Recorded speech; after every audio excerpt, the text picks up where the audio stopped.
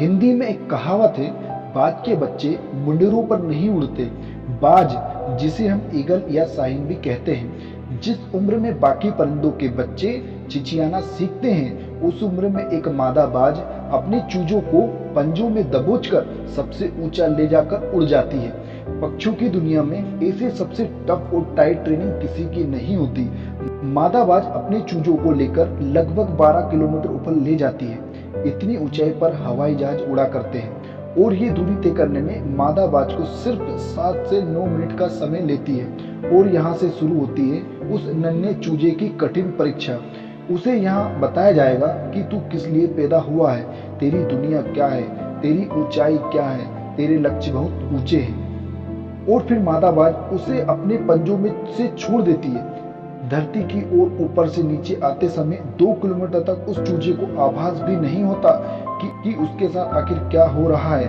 7 kilometre बाद उस चूजे के जकड़े हुए पंख खुलने लगते हैं और करीब 9 किलोमीटर आने पर उसके पंख पूरी तरह खुल जाते हैं। यहाँ जीवन का पहला दौर होता है जब बाज का बच्चा फड़फड़ाता है। धरती से वो करीब 3000 मीटर दूर है, लेकिन अभी भी उसे उड़ना नहीं आता। जैसे जैसे वो धरती के करीब आता है, वो देख सकता है अपने इलाके को।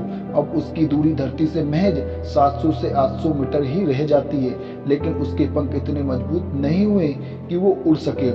धरती से लगभग 400 से 500 मीटर दूरी पर उसे लगने लगता है कि शायद उसके जीवन की अंतिम यात्रा है। फिर अचानक से एक पंजा आकर उसे अपनी गिरफ्त में लेता और अपने पंखों के दरमियान में समा लेता है। यहाँ पंजा उसकी माँ का होता है, जो ठीक उसके ऊपर चिपक कर उड़ रही होती है। और इस तरह यहाँ ट्रेनिंग लगातार चलती रहती है जब तक कि वह उड़ना नहीं सीख जाता।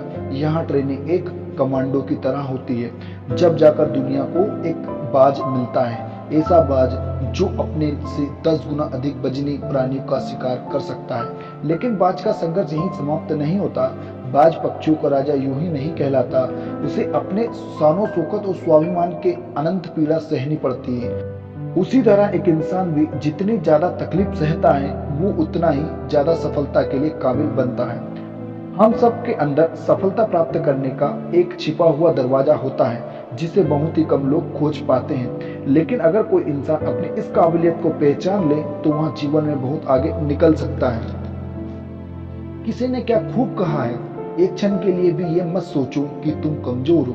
हम सभी के भीतर आंतरिक शक्ति का भंडार छिपा हुआ है। एक बाज की उम्र करीब 70 साल होती है, लेकिन उसके जीवन में एक मोड़ आता है जब वह 40 साल का होता है। उम्र की इस पड़ाव में उसकी चोंच सामने झुक जाती है। काफी लचीली चोंच हो जाती है, जिससे वह शिकार नहीं कर पाता। पंख इतने भारी हो जाते हैं कि छाती से चिपक जाते हैं, जिनके कारण उड़ने में तकलीफ होती है। इसके पैर में जिससे यह झपटा मारता है, उनके नाखून टेढ़े हो जाते हैं। अब इसके पास चुनाव में एक ही चुनाव होता है कि वो 40 की उम्र में मर जाए, क्योंकि वह उड़ नहीं सकता और ना ही शिकार कर सकता है। लेकिन बाज मरने का चुनाव नहीं करता, वह हार नहीं मानता। उम्र के इस पड़ाव पर बाज अपने इलाके की सबसे ऊंची चोटी पर चला जाता है और अपनी चोंच को पत्थर पर मार मार कर लहूलुहान हो जाता है। बाज इस दौरान अनंत पीड़ा को सह रहा होता है और अंत में चोंच को तोड़ देता है। वह अपने नाखूनों को पत्थर पर रगड़ रगड़ कर भी उन्हें भी तोड़ देता है और अंत में बाज को अपनी इस तकलीफ और अपनी इस तपस्या का फल मिलता है। उसको एक नई चोंच और अच्छे नाखून फिर से वरदान के रूप में मिलते हैं। कहानी यहीं पर खत्म नहीं होती। अब बारी आती है उसके भारी पंखों की। अपनी नई चोंच से बाज अपने पंखों को नोच नोच कर जिस्म से अलग कर देता है। इतनी पीड़ा सहता है कि कोई और जीव होता तो अपने प्राण त्याग देता, पर इतनी पीड़ा ना सह सके। लेकिन फिर भी बाज यहाँ सब सहता है।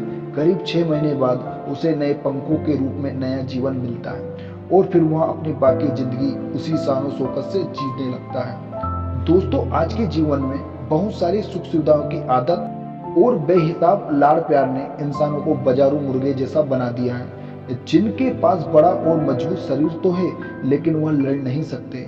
वजनदार भारी पंख तो है, लेकिन उड़ नहीं सकते। इसलिए कहते हैं गमले के पौधे और जमीन के पौधे में बहुत फर्क होता है। अंत में यही कहना चाहूंगा दोस्तों, रुक जाइए और पछताइए यह सोचकर कि मैं क्यों रुक गया, या फिर चलते रहिए और खुद को खुद पर गर्व करने का एक मौका दीजिए। दोस्तों आशा करता हूँ बाज के जीवन से कुछ ना कुछ सीखने को जरूर मिला होगा। अगर ऐसा है तो प्लीज इस वीडियो को शेयर जरूर करें और सकारात्मक सोच के साथ अपने लक्ष्य की तरफ बढ़ते चलिए और सुनते रहिए मिस्टर पवन मोटिवेशनल को।